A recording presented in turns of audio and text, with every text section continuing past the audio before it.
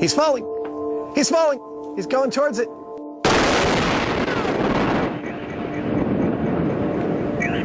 Wow, here comes the shockwave. 이번 한국의 발표는 중국 해군을 전멸시키려는 의도다. 한국 정부가 수출용 미사일의 사거리 제한을 기존 300km에서 500km로 확대하기로 승인을 하여 화제가 되고 있는 가운데, 이러한 한국의 결정으로 중국 해군 전력의 90%가 사실상 바다 위에 표적함이 되었다는 분석이 나오고 있는데요. 정말 기분 좋은 소식이 아닐 수 없는데, 자세한 내용 한번 빠르게 살펴보겠습니다. Let's get it!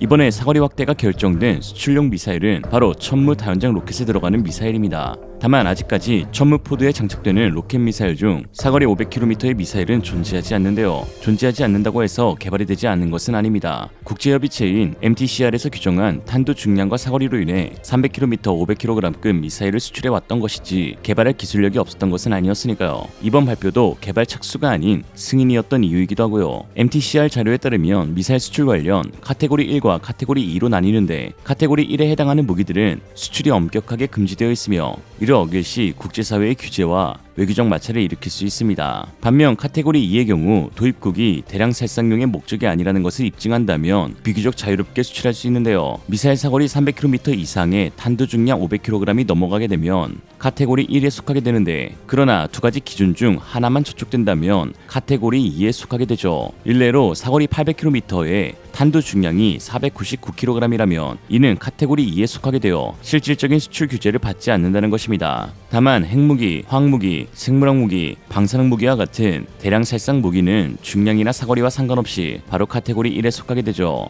이에 카테고리 2에 포함되어 있는 천무 다연장 로켓에서 사거리 500km에 탄두 중량 499kg 이하의 미사일이 탑재된다면 이는 규제에서 벗어나 수출이 가능한 미사일로 분류가 될 수 있습니다. 언론에서도 탄두 중량을 줄이는 방식으로 사거리를 늘린 개량 미사일이 생산 및 수출될 것이라는 게 바로 이 이야기이고, 한국방산협회의 최우석 회장이 천무 미사일에 탑재될 800km를 개발하고 있다는 것도 이 부분에 속하는 것이죠. 이런 상황 가운데 최근 놀라운 소식이 전해졌습니다. 필리핀과 말레이시아 등 동남아시아 국가들의 천무 다연장 로켓의 구매가 기정사실화되었다는 것인데요.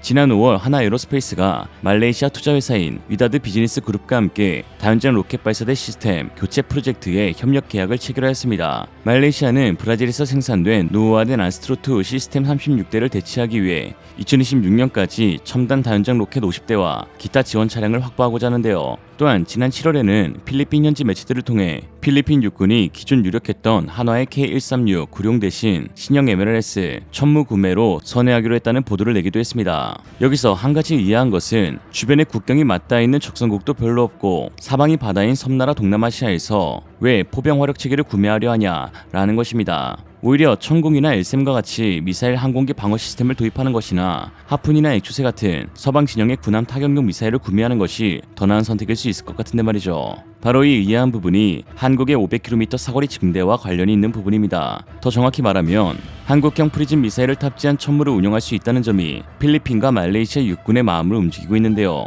동남아시아, 특히 말레이시아와 필리핀 입장에서 최대 국가 안보 사업은 자국의 해상 영유권을 지키는 것인데, 이를 가장 위협하는 것이 바로 중국이 지멋대로 그려놓은 남중국해 구단선입니다. 그리고 사거리 500km의 한국형 프리즘 미사일은 중국의 이지스함, 프리기함, 상륙함을 상대로 아주 강력한 억제력을 발휘할 수 있는 지구상 최고의 비대칭 전력이 되는 것이죠. 한국의 수출용 500km 미사일과 동급으로 여겨지는 미국의 프리즘 미사일은 로키드 마틴에서 개발 중인 차세대 정밀 유도 지대지 지대함 탄도탄으로, 특이한 것은 천무와 같은 MLRS인 하이마스에서 발사되는 미사일 체계라는 것입니다. 쉽게 말해 지대지 전술 탄도탄인 AT킴스의 탄도 중량을 499kg 이하로 맞추고 사거리를 500km까지 늘린 뒤 기존 유도 방식인 INS GPS에 추가로 다중 멀티모드 시커, 레이더와 적외선을 달아 하이마스에서 발사해 정확하게 군함을 타격하는 것이 프리즘 미사일이라고 할 수 있습니다. 미국 역시 이러한 방법으로 MTCR을 우회해 수출하려 하고 있죠. 필리핀과 말레이시아가 한국형 프리즘, 즉 대함용 KT즘을 구매하면 중국이 주장하고 있는 영유권, 구단선 대부분이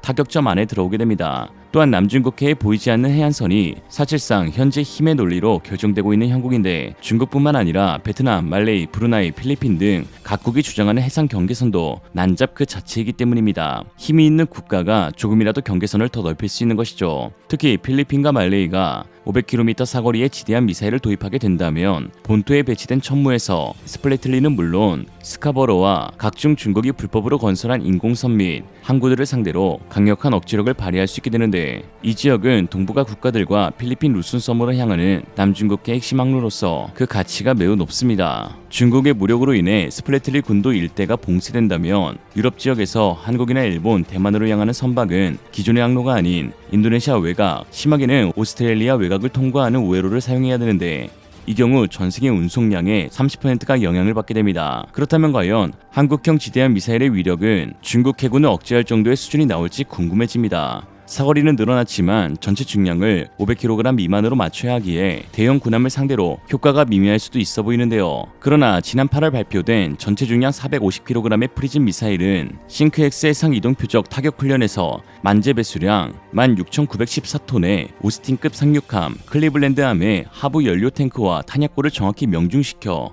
침몰시키는 데 성공하였습니다. 즉 바꿔 말하면 중국의 모든 군함들을 단 한 방으로 무력화시킬 수 있다는 것인데요. 현재 중국이 운용하고 있는 구축함, 프리기, 상륙함 가운데 가장 큰 배수량을 지닌 것은 타입 055로 약 12,000톤이며 프리기 054A형은 4,000톤에서 7,500톤으로 알려져 있습니다.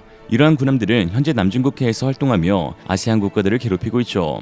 이론상으로 천무에서 발사되는 대함 전술 탄도탄 한 방이 정확히 꽂힌다면 6천억짜리 중국의 이지스함이 침몰할 수도 있다는 것입니다. 정확히 꽂히면 말이죠. 가능할까요? 중국 구축함에는 중국이 개발한 대공 미사일 시스템 훔치9이 탑재되어 있습니다. 재원상 마 4까지 요격이 가능하므로 프리즘과 KT즘3를 모두 대응할 수 있는데요. 그러나 최근 훔치9은 그 재원과 달리 실제 운용에서의 성능이 한참 부족하다는 근거들이 포착되고 있습니다. 훔치9을 실을 운용하고 있는 파키스탄에서 인도군의 미사일에 전혀 대응하지 못하며 또 메이드 인 차이나의 과학성을 증명해 주었죠. 2년 전 인도 미사일 사령부에서 실수로 브라모스 미사일을 파키스탄에 발사하였고, 파키스탄은 중국산 훔치9 방공 시스템을 운용하고 있었지만 이를 전혀 파악하지 못해 결국 파키스탄 영토 내에 떨어졌던 사건이 있었습니다. 매체 모던 디플로매시는 인도가 파키스탄의 대응 능력을 살피기 위해 의도적으로 미사일을 발사했고 중국산 방공 시스템이 전혀 효과적이지 못했다는 것을 알게 되었다라고 하였죠. 또한 훔치9에는 또 다른 중대한 약점이 있는데 바로 시스키밍 미사일에 전혀 대응하지 못한다는 것입니다.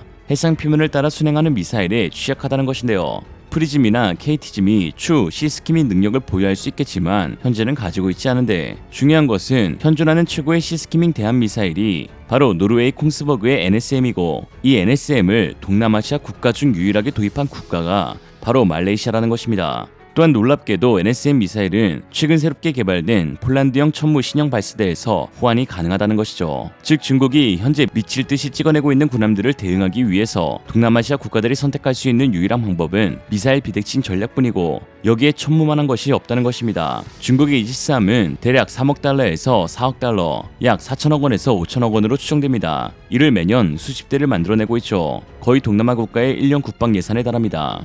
애초에 물량으로는 절대로 상대할 수가 없는데 동남아시아 해군 전체와 비교해도 중국이 보다 우위를 지니고 있습니다. 이에 가장 효과적인 방법은 물량에 대응할 비대칭 전력을 구축하는 것이고, 한국이 개발한 사거리 500km의 대함미사일은 게임 체인저가 될 수 있습니다. 타입 055 이지스 구축함 한 대 가격으로 천무 100대 구입이 가능하거든요. 또한 동남아시아뿐만 아니라 한국 영해에도 끼치는 영향이 상당한데요. 사실상 한국의 첫 지대한 미사일이기 때문입니다. 사거리가 500km일 경우 칭다오 북해함대 2호도까지 포함되며 800km일 경우 북한 전역은 물론 경제 수도 상하이, 여기에 닝부의 동해함대까지 모두 타격권에 포함됩니다. 특히 대함 전술 탄도탄의 경우 미사일 사령부가 아닌 육군 군단급에서 운용이 가능하며 이에 발빠른 대처가 가능하고 전술급 무기로 실질적으로 사용 가능한 무기라는 점에서 효과적인 억제력을 발휘할 수 있습니다. 핵미사일이 보유하는 데 의의가 있다면 전술탄도탄은 실제 발사하는 데 의의가 있죠. 이에 현재 한국은 함대함 버전으로 개발하고 있는 한국형 초음속 대함미사일과 함께 천무 KT즘3를 통해 지대함 버전을 만들어 놓은 것인데요. 군함에는 각종 다양한 미사일이 탑재되어 수량이 한정될 수밖에 없는 반면 대한민국 육군이 사용하는 천무는 367문이 양산 예정이어서 중국 해군을 상대로 가장 강력한 활약을 맛보여줄 수 있을 무기로 꼽힙니다. 이에 중국과 양안 전쟁을 앞두고 있는 대만은 미국으로부터 최신 무기들을 대거 도입했는데 그 가운데 가장 최우선으로 계약을 체결한 것이 바로 하이마스와 프리즘 미사일의 조합이었습니다. 이제 중국의 왼쪽에는 인도 브라모스 대함미사일, 동남쪽에는 천무와 KT즘3, 서남쪽에는 프리즘 미사일, 동쪽에는 천무와 초음속 대함미사일로 입구가 완전히 막히게 되었습니다. 중국 해군 3대 함대인 북해함대, 동해함대, 남해함대의 출입구가 모두 천무의 사거리 안에 있죠. 하하, 잘됐다. 오늘 한 줄 평. 땅이 크다는 건 타격할 곳이 많다는 것. 오히려 좋아. 이생으로 리얼리즘이었습니다. 여러분의 생각은 어떠신가요? 현명하고 지혜로운 여러분의 의견을 지금 댓글에 남겨주세요. 감사합니다.